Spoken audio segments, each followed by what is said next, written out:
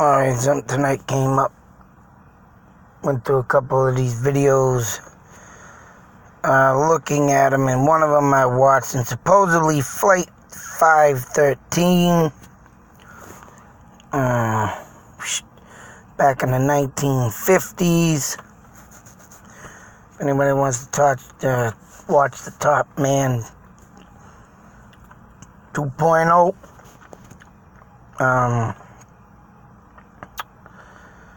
airplane that landed with 92 skeletons on board.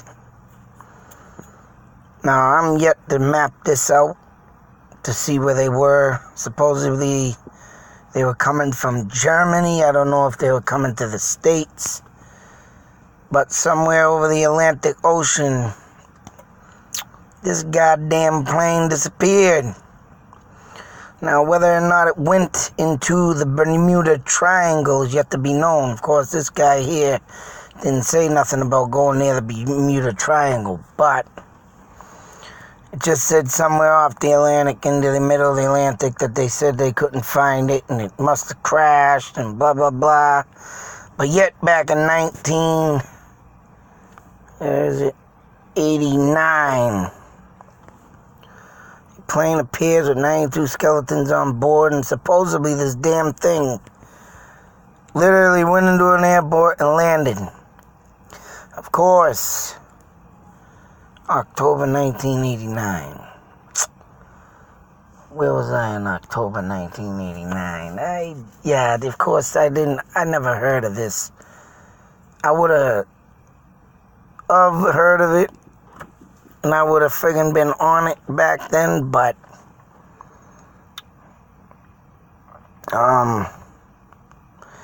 it is crazy to think that this thing disappeared, probably in a time port. A lot of things that I've been saying, things that are missing, things that come up, things that are out there, just like the underground tunnels I speak of.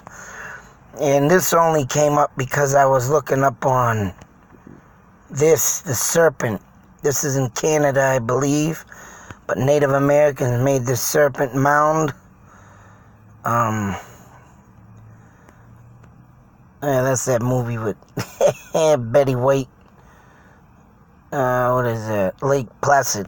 But once again, the mysterious monster of Lake Ontario. Now, Lake Ontario is one of the Great Lakes, of course.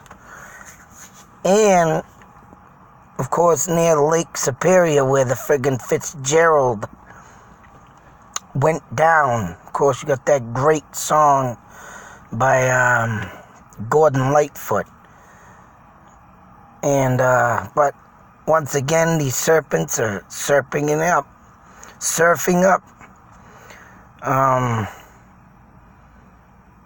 And I'm friggin' going with the underground tunnels once again. These serpents, the sea creatures, have probably been swinging in and out of these things. I mean, they said up until the late 1800s, early 1900s, these things died out of the sightings. I mean, one for one, the damn thing could have literally died out because it was the last of its kind, or two, the damn thing just got scared, maybe, of modern stuff being built. You know, a lot more noises than back in the day. Damn mosquito, get the hell out of here. But, you know, there's all kinds of thoughts and theories on this, and, you know, and it could be fake, but I take my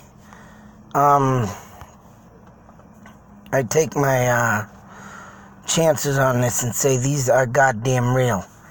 I mean, maybe, like I said, it could be the last of its kind, that, it finally died out, or underground tunnels I'm always talking about, that it could be going down in and just finding its way in for food and other means and places. So, that being said, I wanted to put that in there, as when I found this. That's just insane that something comes up. And, scientists, of course, back then But then again, you got all these damn things of Area 51 back in the 50s. You know, everything back in the 50s, the 60s, everything citing this and that. Whether or not the government has been hiding something all these years, or the fact that, right, whatever portholes and dimensions that are out there, and they are known to be, I mean, this thing could have literally went into one of them and, disappeared, came back. And then you got the people that say, oh, that was a dead man friggin' land a plane. Hey, if this thing got caught in time, and maybe so say the board there, I want to say maybe autopilot could have been a factor back in the 50s. Correct me if I'm wrong, but if that is true, if they did get sucked into something, maybe the damn pilot put it on autopilot, and the thing, could have shut down. Thing just got carried on through a porthole or a dimension till it went through, and then when the thing all came out, maybe kicked back on, autopilot still on. Shoo. Who knows? Crazy things, or craziest things. Crazier things could be, thought of back in the day with all the technology that was invented. And, whether or not the government made UFOs a whole thing just for the enemy to be scared, or I believe they are out there. Whatever the case may be, we could already been friends with these alien life forms. And yeah, the government just don't want the people to know is right. They make movies for reasons. Men in Black. And, Stella Lansing was not a hoax. She saw the Men in Black. And,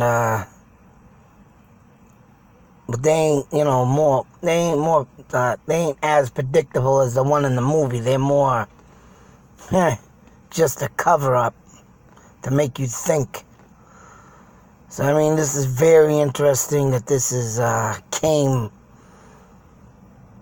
on and it's now just coming to light. Of course, everybody's talking about what would happen if 1 million people run down and take over Area 51. Because people want to know. And when stuff like this comes up, it makes you even want to more go run up in there and say, open the goddamn gate. We've been hitting this shit too much. Yeah, that's right. Let us know what's out there. And this is the second video of it. I haven't checked this one out yet. But, of course, it's all a trend now. Coming out, boom. 1955. 37 years later, in 1989, and it landed, but I don't know. Yeah, they ain't even the right. I don't know if they're using the right plane, but that's what's trending now. That says 37 years. It says 35 years.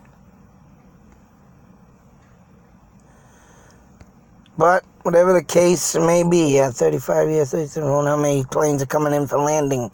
Jesus Christ. But something to think about, people, what's really out there, just like the sea creatures tunneling up, planes now coming out of nowhere. Something's big's coming, I believe. But until that next video, be safe, take care, beware, and believe. You can't let your guard down out there.